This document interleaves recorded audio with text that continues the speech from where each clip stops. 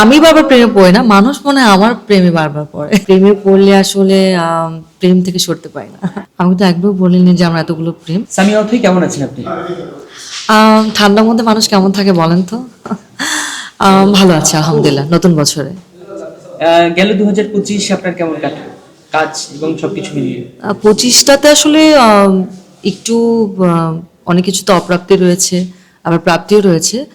But 25-এ যেহেতু survive করতে পেরেছি, নিশ্চয়ই সামনের বছরটা দুর্দান্ত হবে, মানে এই বছরটা। সামিয়া অথই নাকি বারবার প্রেমে পড়েন, দর্শকরা বলেন। দর্শক বলে এটা? আমি বারবার প্রেমে পড়ি না, মানুষ মনে হয় আমার প্রেমে বারবার পড়ে। তো এই যে এতগুলো প্রেম সামিয়া কিভাবে সামলান? আমি তো একবার বলিনি যে আমার এতগুলো প্রেম। যারা পড়ে তারা তো ভালো, বাট আমি যদি প্রেমে পড়ি সেটা ভীষণ খারাপ, কারণ আমি খুবই ইমোশনাল পার্সন। প্রেমে পড়লে আসলে প্রেম থেকে সরতে পারি না। সামিয়া 2026-এ আপনার পরিকল্পনা কি?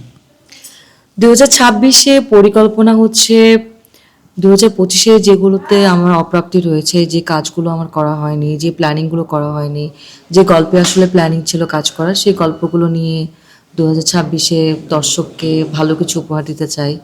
এবং সেই সাথে নিজের আসলে অনেকটা পরিবর্তনও আনতে চাই, সেটা কাজের ক্ষেত্রে, সেটা আসলে নিজের চর্চার ক্ষেত্রে, সব কিছুতে। আজকে যে কাজটি করছি সেটা হচ্ছে জাদুকর মোতালেব 2, যেটা সিকুয়েল 1 হয়েছে অলরেডি, এটা সিকুয়েল 2 দীপ্তর জন্য একটা কাজ করছি। এবং দাদা রাকেশ বসুর সাথে অনেকদিন পর আমার কাজ হচ্ছে।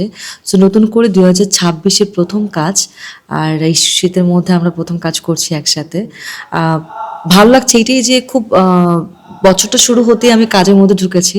সো একটা এনার্জি কাজ করছে, একটা ভালো লাগা কাজ করছে, এবং সেই সাথে এই স্পিড নিয়ে আসলে সামনে কাজ করতে চাই।